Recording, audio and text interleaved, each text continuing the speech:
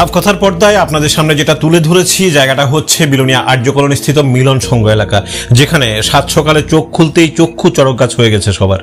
ঘুম থেকে উঠে ঘরের দরজা খুলে ঘুমের ঘোর কাটিয়ে গেটের তালা খুলতে এসে পাশেই দোকানের তালা ভাঙা দেখে চমকে উঠেন বাড়ির মালিক সহ দেখতে আসা পথ চলতি পথিকরা।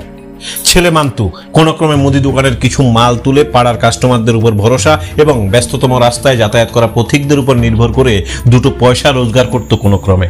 সেটাও সহ্য হলো না চোরের। দেখুন না, এই যে জায়গাটা দেখতে পাচ্ছেন সেটা হচ্ছে ব্যস্ততম সড়কের পাশে অবস্থিত মিলন সংঘ এলাকায় বিশ্বনাথ সাহাবাবুর বাড়ির পেছনের দিক। বাড়ির পেছনের এই জঙ্গলের পথ ধরে এসে হাতে করে নিয়ে আসা মোটা মোটা লোহার রড দিয়ে একেবারে অসুরের বল দেখিয়ে রাতের আধারে দোকানের দরজা ভেঙে লুটপাট করে নিয়েছে বহুমূল্য মালগুলি। এদের কাণ্ডকীর্তি দেখে এটা স্পষ্ট, কৈলাসের দুর্গা মা চলে গেছেন সত্যি, তবে মর্ত থেকে অসুর যায়নি এখনো। সর্বস্ব চুরি করে সর্বশান্ত করে দিয়েছে দোকানের মালিক মান্তুকে। দোকানের লাগোয়া ভাড়াটের ঘর থাকলেও ভাড়াটে যে ঘরে নেই সে বিষয়ে জানতো চোরেরা। ফলে চোর যে এলাকার চেনা জানা সে নিয়ে সন্দেহ রইল না দোকান মালিকেরও। কিন্তু যেহেতু প্রমাণ দিতে পারবে না সেহেতু চোরকে হয়তো সাধু বলতে হবে এখন। এই যে দেখতে পাচ্ছেন এই মোটা মোটা লোহার রড দিয়ে অসুরের বল দেখিয়ে ভেঙে ফেলেছে দোকানের দরজা। তবে ব্যবহৃত রড বা লোহার পাতগুলি শুধু দরজার তালা ভাঙার কাজেই নয়, রাতের আধারে অতর্কিত আক্রমণে নিশ্চিত মৃত্যু হতে পারে সেটাও কিন্তু গুরুত্ব দিয়ে ভাবার বিষয়। যাই হোক, কখনো বা সরাসরি বাড়িতে ঢুকে রাবার শিট নিয়ে চলে যাওয়া, আবার কখনো বা দূর দূরান্ত থেকে গাড়িতে করে এসে রাবার শিট নিয়ে পালিয়ে যাওয়ার মতো ঘটনা, কিংবা ভোর রাতে এলাকাবাসীদের প্রচেষ্টায় পাকড়াও করে পুলিশের হাতে দেওয়া, এসব যেন নিত্যদিনের ঘটনা হয়ে দাঁড়িয়েছে এখন। এবার কিছু সাফ কথা বলা যাক।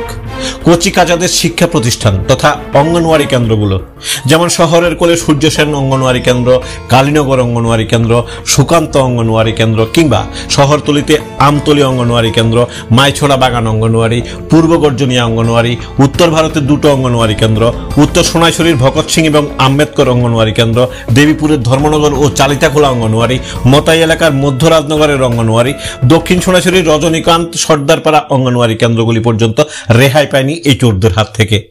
নিয়ে চলে গেছে বাচ্চাদের খাবার তৈরি করার জন্য ব্যবহৃত গ্যাস সিলিন্ডার, ডেগ, কড়াই, ব্যবহৃত বাসনপত্র সহ কচিকাঁচা শিশুদের জন্য মজুত করে রাখা চাল ডালগুলিও। তবে সকলের মুখে সাফ কথা একটাই, নেশাখোর নেশাখোর নেশাখোর। সব জায়গায় যেহেতু অভিযোগের আঙুল সরাসরি নেশাখোরদের দিকে, যাদের প্রতিদিন নেশার জন্য নগদ অর্থের প্রয়োজন, যারা পরিবার কিংবা আত্মীয় পরিজনদের বিশ্বাস হারিয়ে বিভিন্ন অজুহাত দেখিয়ে ভিখারির মতো করে হাত পাচ্ছে বন্ধুবান্ধব কিংবা পরিচিতদের কাছে, দ্বারস্থ হচ্ছে নেশা কারবারিদের দরজায়। সব বাদ দিয়ে এদের কাছে যেহেতু নেশাই স্বর্গ, নেশার বেড়াজালে যেহেতু আটকে গেছে এরা, সেহেতু নগদ অর্থের প্রয়োজনে অসামাজিক কাজগুলি করতে হাত কাঁপছে না এদের। এখানেই শেষ নয়, শুধু লোকের বাড়ি কিংবা দোকানপাট নয়, টাকার প্রয়োজনে নিজ বাড়ির প্রয়োজনীয় জিনিসপত্র কিংবা অলংকার চুরি করতেও বুক কাঁপছে না এদের। এখন প্রশ্ন হচ্ছে, এই নেশা সামগ্রী যোগান দিচ্ছে কে?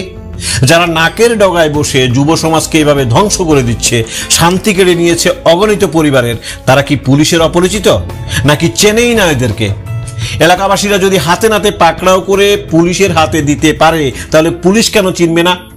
সত্যি কি প্রমাণের অভাবে, নাকি সমাজকে সঠিক দিশাতে নিয়ে যাওয়ার উৎসাহ খামতি রয়েছে কোথাও? সরকার যেখানে বারবার বলছে নেশামুক্ত ত্রিপুরা করতে হবে, তাহলে এনারা কি লসাগু গোসাগুর বেড়াজালে নেশা কারবারিদের কখনো ধরা কখনো বা ছেড়ে দেওয়ার গল্পে সরকারকে বুড়ো আঙুল দেখাচ্ছেন? তবে যেহেতু জমানা পাল্টে গেছে, এখন যেহেতু মোদী সরকারের ডিজিটাল ইন্ডিয়া, সেহেতু কখনো বা নেশাদ্রব্যের পরিমাণ, কখনো বা হাতে নাতে পাকড়াও করার প্রমাণ, কখনো বা পরিত্যক্ত জায়গা থেকে উদ্ধার, কখনো বা মালিক খুঁজে পাওয়া যায়নি বলে গল্পের ফাঁকে এদের বিরুদ্ধে আইনগতভাবে লিখিত ফাঁকগুলিও যে চালাক চতুর জনগণের কাছে এখন একেবারেই স্পষ্ট, সেটাও কিন্তু ভাবার বিষয়। সুতরাং সাফ কথা একটাই, অজুহাত দেখিয়ে কিংবা অভিযোগ না তুলে চলুন সবাই মিলে সুস্থ সমাজের মেরুদণ্ড হয়ে দাঁড়াই। কারণ সমাজটা শুধু আমার আপনার নয়, সমাজটা আমাদের সবার।